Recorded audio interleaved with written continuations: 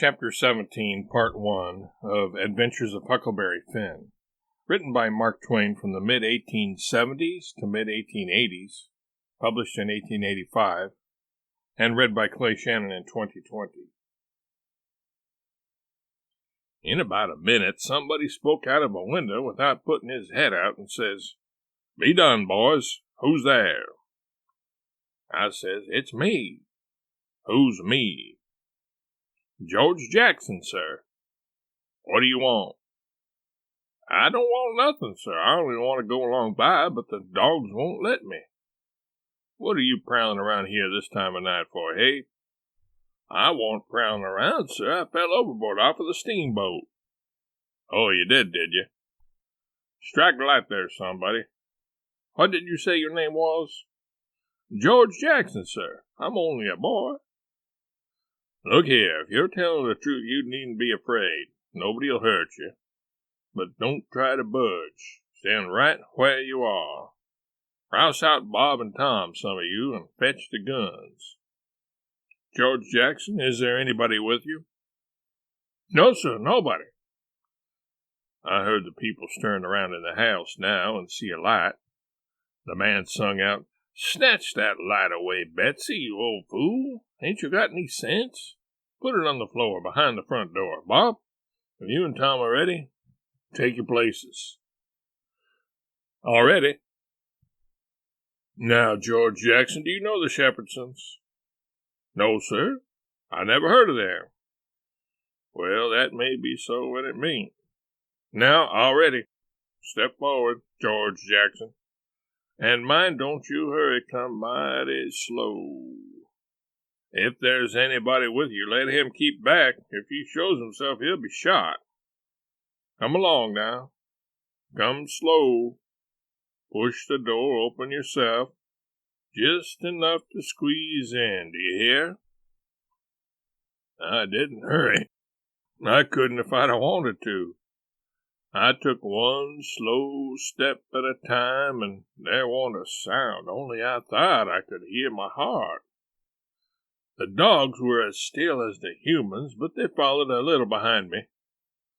When I got to the 3 log doorsteps, I heard them unlocking and unbarring and unbolting. I put my hand on the door and pushed it a little and a little more till somebody said, "There, that's enough. Put your head in." I done it, but I judged they would take it off.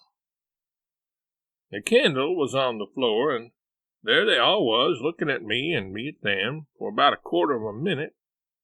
3 big men with guns pointed at me, which made me wince, I tell you. The oldest, gray, and about 60, the other 2, 30 or more, all of them fine and handsome, and the sweetest old gray-headed lady, and back of her 2 young women, which I couldn't see right well. The old gentleman says, "There, I reckon it's all right. Come in." As soon as I was in, the old gentleman, he locked the door and barred it and bolted it, and told the young men to come in with their guns, and they all went in a big parlor that had a new rag carpet on the floor, and got together in a corner that was out of the range of the front windows. There wasn't none on the side. They held the candle and took a good look at me, and all said, "Why, he ain't a Shepherdson. No, there ain't any Shepherdson about here." Then the old man said he hoped I wouldn't mind being searched for arms, because he didn't mean no harm by it. It was only to make sure. So he didn't pry into my pockets, but only felt outside with his hands and said it was all right. He told me to make myself easy and at home and tell all about myself. But the old lady says, "Why, bless you, Sorrel, the poor thing's as wet as he can be, and don't you reckon it may be he's hungry?" "True for you, Rachel. I forgot."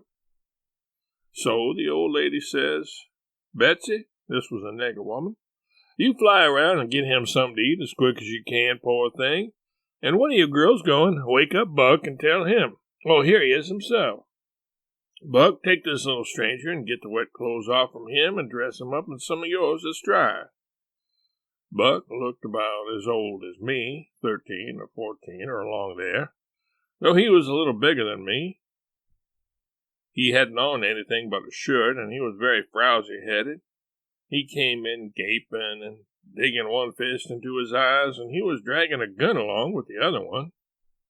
He says, "Ain't there no Shepherdsons around?" They said no, it was a false alarm. "Well," he says, "if they'd have been some, I reckon I'd have got one." They all laughed, and Bob says, "Why, Buck, they might have scalped us all, you've been so slow in coming." "Well, nobody come after me, and it ain't right. I'm always kept down. I don't get no show." "Never mind, Buck, my boy," says the old man. "You'll have show enough all in good time, don't you fret about that. Go along with you now, and do as your mother told you." When we got upstairs to his room, he got me a coarse shirt and a roundabout and pants of his, and I put them on. While I was at it, he asked me what my name was. But before I could tell him, he started to tell me about a blue jay and a young rabbit he had catched in the woods day before yesterday, and he asked me where Moses was when the candle went out. I said I didn't know. I hadn't heard about it before, no way. "Well, guess," he says. "How am I going to guess," says I, "when I never heard tell of it before?" "But you can guess, can't you? It's just as easy." "Which candle?" I says. "Why, any candle," he says. "I don't know where he was," says I. "Where was he?" "Why, he was in the dark. That's where he was." "Well, if you knowed where he was, what did you ask me for?" "Why, blame it, it's a riddle, don't you see?" "Say, how long are you going to stay here?" "You got to stay always. We can just have booming times. They don't have no school now. Do you own a dog?" "I've got a dog, and he'll go in the river and bring out chips that you throw in." "Do you like to comb up Sundays and all that kind of foolishness?" "You bet I don't. But Ma, she makes me. Confound these old breeches. I reckon I'd better put 'em on, but I'd rather not, it's so warm." "Are you all ready?" "All right. Come along, old hoss."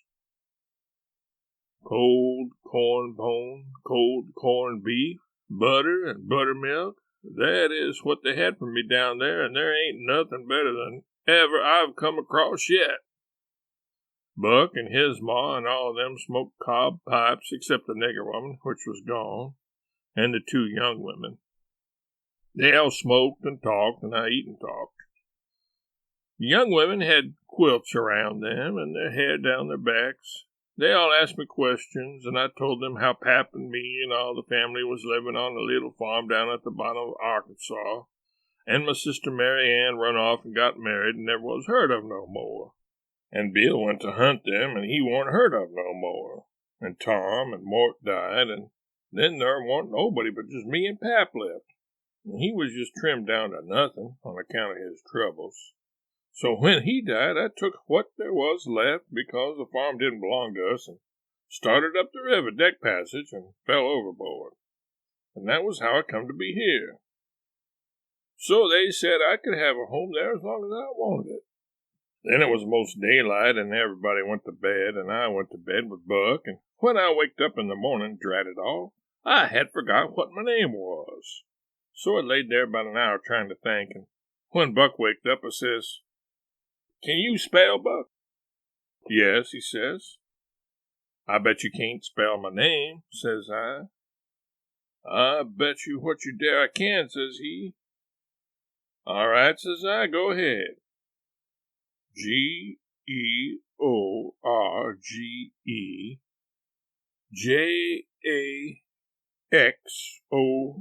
There now, he says. "Well," says I, "you done it, but I didn't think you could.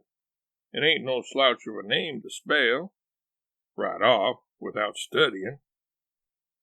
I set it down private because somebody might want me to spell it next, and so I wanted to be handy with it and rattle it off like I was used to it. It was a mighty nice family, and a mighty nice house, too. I hadn't seen no house out in the country before that was so nice and had so much style. It didn't have an iron latch on the front door, nor a wooden one with a buckskin string, but a brass knob to turn, the same as houses in town. There warn't no bed in the parlor, nor a sign of a bed, but heaps of parlors in towns has beds in them. There was a big fireplace that was bricked on the bottom, and the bricks was kept clean and red by pouring water on them and scrubbing them with another brick. Sometimes they washed them over with red water paint that they call Spanish brown, same as they do in town. They had big brass dog irons that could hold up a saw log. There was a clock on the middle of the mantelpiece, with the picture of a town painted on the bottom half of the glass front and a round place in the middle of it for the sun, and you could see the pendulum swinging behind it. It was beautiful to hear that clock tick. And sometimes, when one of these peddlers had been along and scoured her up and got her in good shape, she would start in and strike 150 before she got tuckered out. They wouldn't took any money for her. Well, there was a big outlandish parrot on each side of the clock, made out of something like chalk and painted up gaudy. By one of the parrots was a cat made of crockery, and a crockery dog by the other, and when you pressed down on them they squeaked, but didn't open their mouths nor look different nor interested. They squeaked through underneath. There was a couple of big wild turkey wing fans spread out behind those things. On the table in the middle of the room was a kind of a lovely crockery basket that had apples and oranges and peaches and grapes piled up in it, which was much redder and yellower and prettier than real ones is.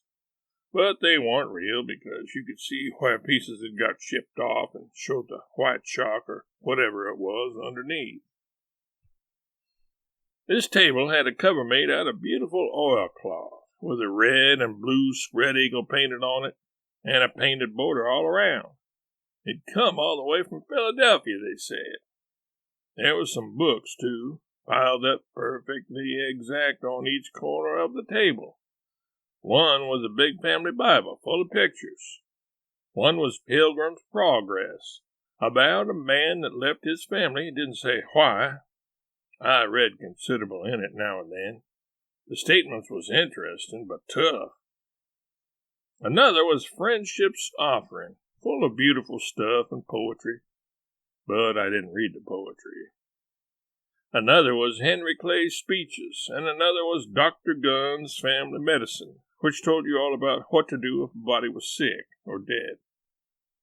There was a hymn book and a lot of other books, and there was nice split-bottom chairs, and perfectly sound, too, not backed down in the middle and busted like an old basket. They had pictures hung on the walls, mainly Washingtons and Lafayettes and Battles and Highland Marys, and one called Signing the Declaration. There was some that they called crayons, which one of the daughters, which was dead, made her own self when she was only 15 years old. They was different from any pictures I ever see before, blacker mostly than is common. One was a woman in a slim black dress, belted small under the armpits with bulges like a cabbage in the middle of the sleeves, and a large black scoop shovel bonnet with a black veil, and white slim ankles crossed about with black tape, and very wee black slippers like a chisel. And she was leaning pensive on a tombstone on her right elbow under a weeping willow, and her other hand hanging down her side holding a white handkerchief and a reticule, and underneath the picture it said, "Shall I never see thee more, alas." Another one was a young lady with her hair all combed up straight to the top of her head and knotted there in front of a comb like a chair back, and she was crying into a handkerchief, and had a dead bird laying on its back in her other hand with its heels up. And underneath the picture it said, "I shall never hear thy sweet chirrup more, alas."